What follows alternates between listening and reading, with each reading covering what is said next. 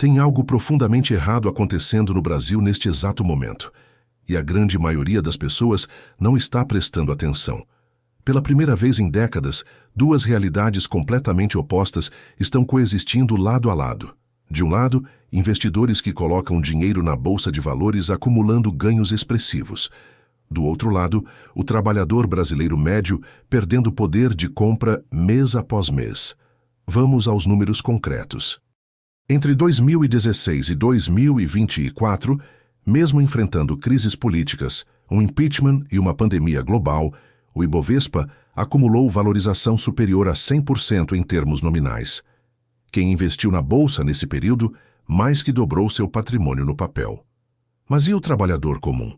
Hoje, em 2025, o salário mínimo brasileiro consegue comprar apenas 1,7 cestas básicas. Há 10 anos, esse mesmo salário comprava 2 cestas básicas completas. O brasileiro está trabalhando mais e conseguindo menos. Enquanto acionistas multiplicam o patrimônio, o trabalhador está perdendo uma guerra silenciosa. E isso não é acidente, não é má sorte, não é falta de esforço. É sintoma de uma fratura profunda no sistema econômico brasileiro. Uma fratura que, ao longo da história, só foi corrigida de 2 formas: através de um colapso violento nos preços dos ativos ou através de uma reinicialização completa e forçada da economia. E existe um precedente histórico para isso. A mesma fratura que destruiu a economia dos Estados Unidos em 1929. Vamos entender como isso aconteceu, por que está se repetindo aqui no Brasil e o que pode vir a seguir. Antes de continuar, preciso que você entenda uma coisa. Vamos mergulhar fundo nos dados econômicos dos últimos anos. E quando olhamos para trás, fica impossível não perceber o ponto exato onde tudo começou a mudar. Entre os anos 2000 e 2010, o salário mínimo no Brasil teve um ganho real impressionante. Estamos falando de mais de 80% acima da inflação. Isso significa que o brasileiro não apenas mantinha seu poder de compra, ele estava efetivamente ficando mais rico a cada ano. O trabalhador podia planejar o futuro com alguma confiança. Sabia que seu salário aumentaria de forma consistente.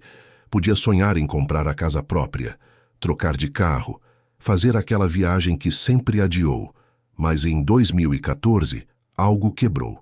E quando digo quebrou, não é figura de retórica, é literal. Desde então, o salário real estagnou. E pior que estagnar, ele começou a perder terreno. Vamos fazer um exercício simples de matemática. Em 2014, a renda média mensal do brasileiro era de R$ 2.974. Se corrigíssemos esse valor apenas pela inflação acumulada até 2024, que foi de 115%, esse salário deveria estar em torno de R$ 6.400 hoje. Mas quanto está de fato? R$ 3.057. Tradução direta. Em uma década, o brasileiro perdeu 42% do seu poder de compra real. Quem estava trabalhando em 2014 e sonhava em dar entrada numa casa, trocar de carro, pagar uma faculdade para os filhos, viu todos esses planos evaporarem. As expectativas simplesmente nunca se concretizaram. E a situação piorou drasticamente nos últimos anos.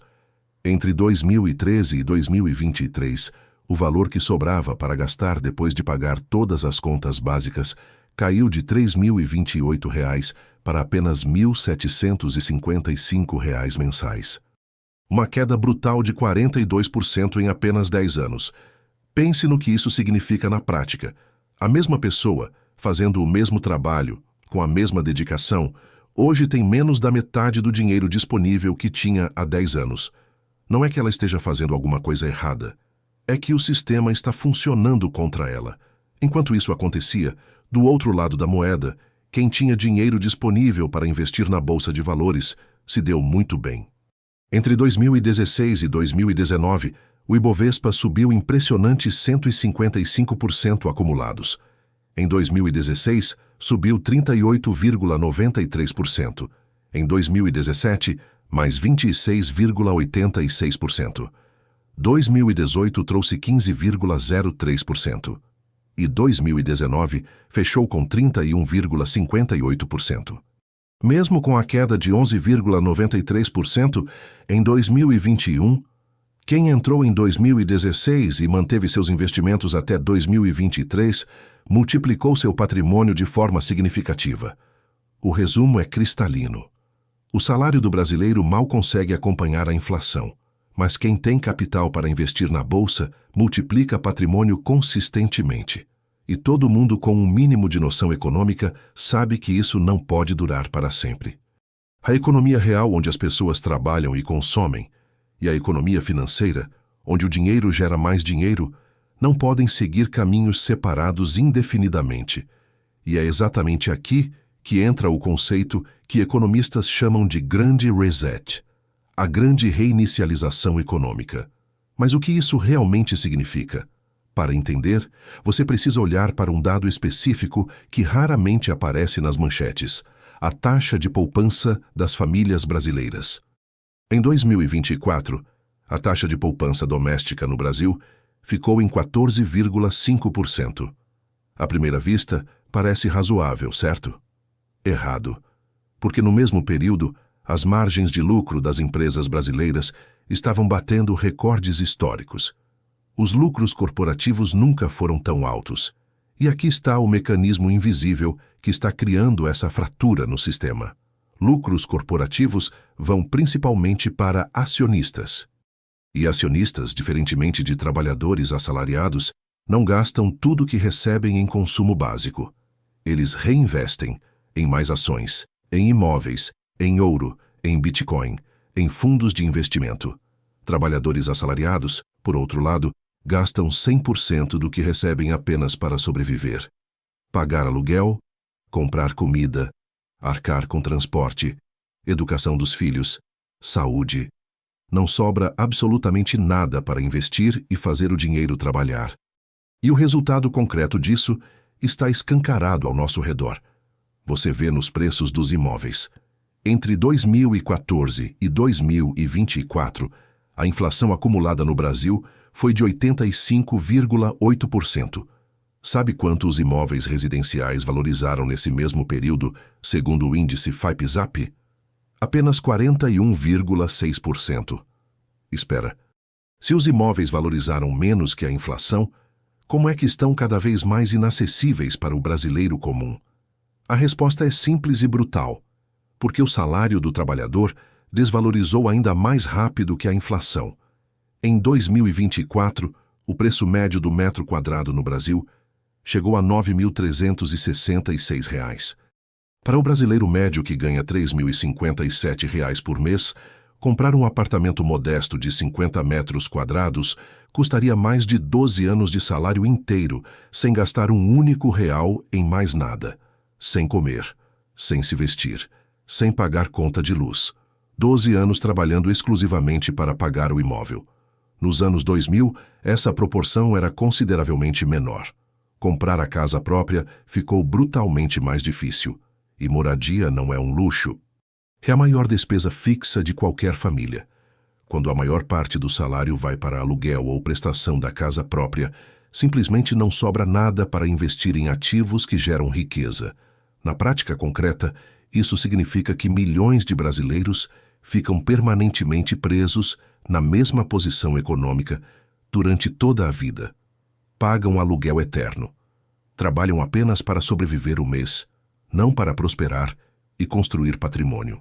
E você consegue ver o impacto psicológico disso quando olha para os dados de renda. 67% dos trabalhadores brasileiros ganham até R$ 2.424 por mês. Isso representa 65.500.000 pessoas vivendo com menos de 2 salários mínimos. E isso gerou o que estamos testemunhando agora: a maior concentração de riqueza da história moderna do Brasil. Vamos aos números exatos, porque eles são chocantes. De acordo com o relatório da World Inequality Lab, divulgado em dezembro de 2024, os 10% mais ricos do Brasil controlam 70% de toda a riqueza nacional. Todos os imóveis, todas as empresas, todas as ações, todas as aplicações financeiras. Os 50% mais pobres, que representam metade da população brasileira, 106 milhões de pessoas, dividem entre si apenas 2,4% do patrimônio total do país. Deixa eu repetir isso de forma mais clara. Metade da população brasileira, mais de 100 milhões de pessoas, possui coletivamente menos de 2,5% de tudo que existe no país. E a concentração fica ainda mais absurda quando olhamos para o topo absoluto da pirâmide. O 1% mais rico, aproximadamente 2 milhões e 100 mil pessoas, concentra sozinho 37% de absolutamente tudo. Mais de 1/3 de toda a riqueza do Brasil está nas mãos de 1 em cada 100 brasileiros. Em 2024, a renda média mensal do 1% mais rico era de R$ 21.767. A renda dos 40% mais pobres, R$ 601 por mês. A diferença é de 36 vezes. Uma pessoa do topo ganha em um único dia o que uma pessoa da base ganha em mais de um mês inteiro de trabalho. E aqui está a parte que deveria deixar todo mundo alarmado. Há 10 anos, essa diferença era significativamente menor. A desigualdade não está apenas alta, ela está acelerando, crescendo cada vez mais rápido. E isso não é novidade na história econômica mundial. Já aconteceu antes. Exatamente essa mesma configuração. Nos Estados Unidos, em 1929. Naquela época, assim como hoje no Brasil, a desigualdade de riqueza estava no pico histórico.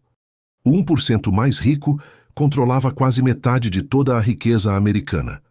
A Bolsa de Valores estava batendo máximas históricas mês após mês. Todo mundo achava que o crescimento ia durar para sempre, que era a nova normalidade permanente. Não durou. O crash veio. E junto com ele uma reinicialização forçada de toda a economia americana. Mas aqui está o detalhe crítico que quase ninguém menciona quando conta essa história. O colapso não aconteceu sozinho. Não foi um acidente aleatório do destino. Ele teve gatilhos específicos, e o principal deles foi política tributária. Nos anos 1910, o imposto sobre lucros corporativos nos Estados Unidos era literalmente zero. As empresas não pagavam imposto sobre lucro. Nas décadas seguintes, especialmente após a crise de 29 e durante o período do New Deal, esses impostos subiram progressivamente até chegarem perto de 40%. Foi economicamente doloroso no curto prazo? Sim. Empresas quebraram. Desemprego subiu significativamente. A Bolsa de Valores despencou. Mas algo fundamental aconteceu. A desigualdade de riqueza começou a reverter. E nos 40 anos seguintes, os Estados Unidos viveram o que historiadores econômicos chamam de Era de Ouro da classe média americana. Um período onde o trabalhador comum conseguia, com um único salário, comprar casa, carro, sustentar família, pagar faculdade dos filhos. Nos anos 1980, porém, a história mudou de direção novamente. Sob o governo Reagan, os impostos corporativos foram drasticamente cortados. A justificativa era que empresas sob pressão tributária não conseguiam competir globalmente. A economia americana estava enfrentando inflação alta e crescimento fraco, e funcionou no curto prazo. A economia realmente acelerou através dos anos 80 e 90. A bolsa disparou. Entre 1982 e 1999, o índice S&P 500 entregou retorno próximo de 20% ao ano. Crescimento espetacular. Mas nos bastidores, essas mesmas políticas plantaram as sementes para que a desigualdade voltasse a crescer nas décadas seguintes. E hoje, em 2025, a desigualdade de riqueza nos Estados Unidos está exatamente no mesmo patamar que estava em 1929. Voltamos ao ponto de partida após quase 100 anos de ciclo completo. E o Brasil?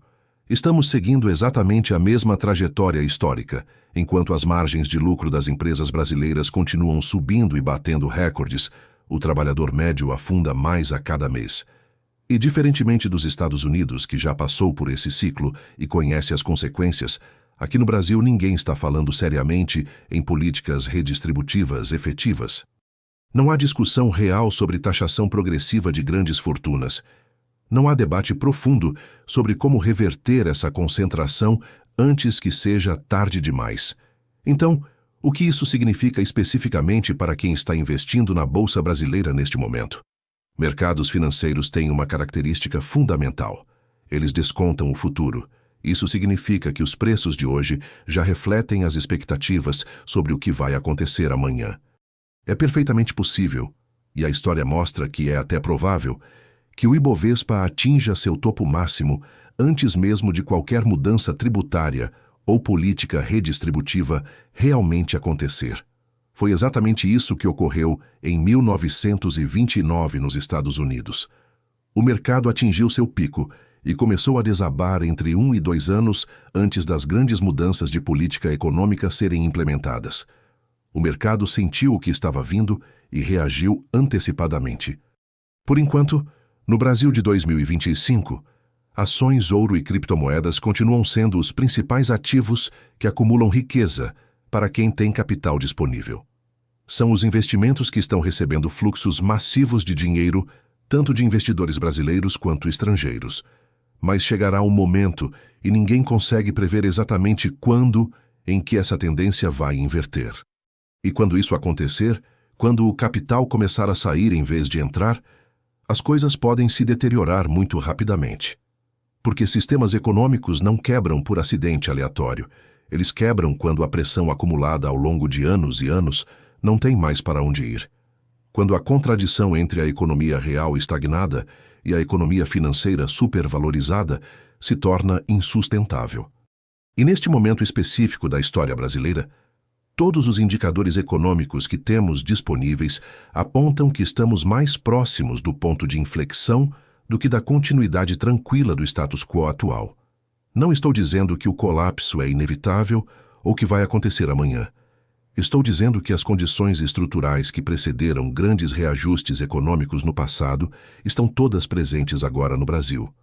A questão fundamental não é se você pessoalmente acredita ou não nessa análise. A questão é se você vai estar preparado, tanto psicologicamente quanto financeiramente, para o que pode vir a seguir.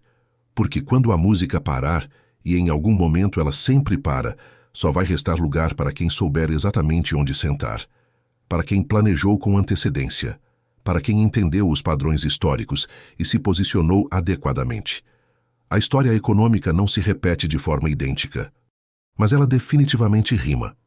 E as rimas entre o Brasil de 2025 e os Estados Unidos de 1929 são impossíveis de ignorar para quem está prestando atenção.